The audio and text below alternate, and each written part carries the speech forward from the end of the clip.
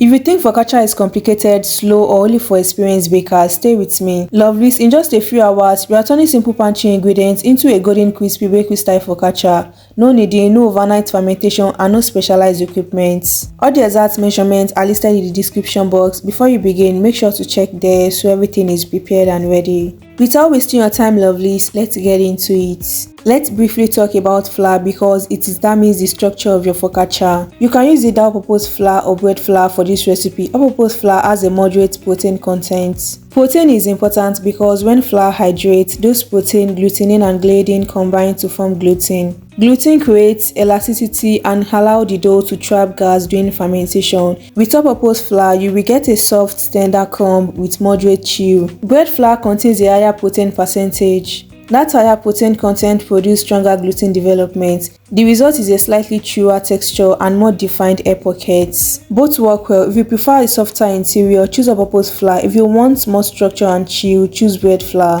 What is important is consistency. Stick with one type rather than blending randomly, especially if you are still learning how dough behaves. In a large bowl, combine your warm water and olive oil. Water temperature matters. It should feel comfortably warm, approximately body temperature. If the water is too hot, it can weaken or damage the yeast. If too cold, fermentation slows significantly. Add your instant yeast directly into the liquid. Instant yeast is made more finely and contains smaller granules. It hydrates quickly and does not require blooming or proofing beforehand. That's why we can mix it straight into the dough. Stir briefly to distribute the yeast and oil. Add your flour into the wet mixture, then mix together. Once you start forming a dough, I add in the salt. Salt plays multiple roles. It enhances flavor, regulates yeast activity, and strengthens gluten structure. Continue mixing until no dry flour remains. At this stage, the dough should appear sticky, loose, and uneven. This is a high hydration dough, meaning it contains a relatively high proportion of water compared to flour.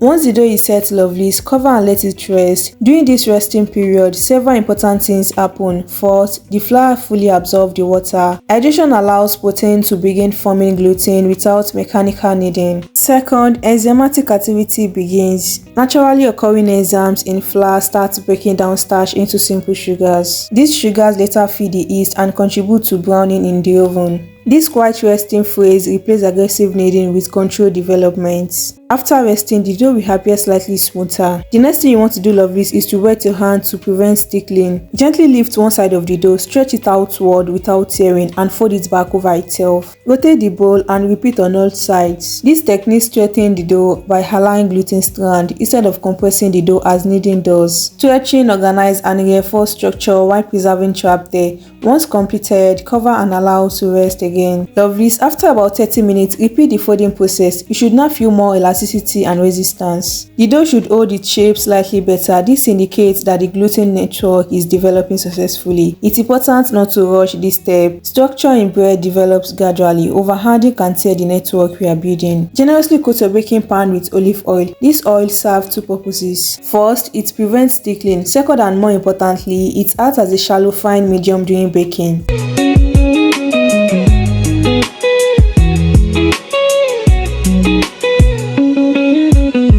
Transfer the dough gently to the oil pan. If the dough resists stretching toward the edge, allow it to rest briefly. Gluten tightens when handed and relax with time. After about 10 to 15 minutes, press gently toward the edges. Lift from the edges and stretch outward to fit the pan.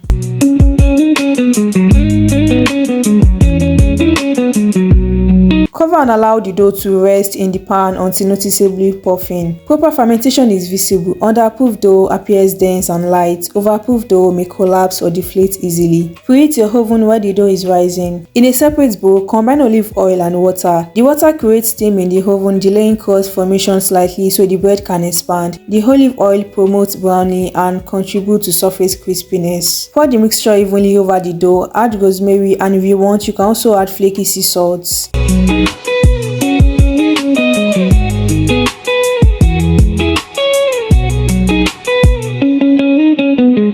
Now, lovelies, press your fingertips firmly down into the dough, reaching the bottom of the pan. Once that's done, transfer it into the preheated oven and bake until deeply golden.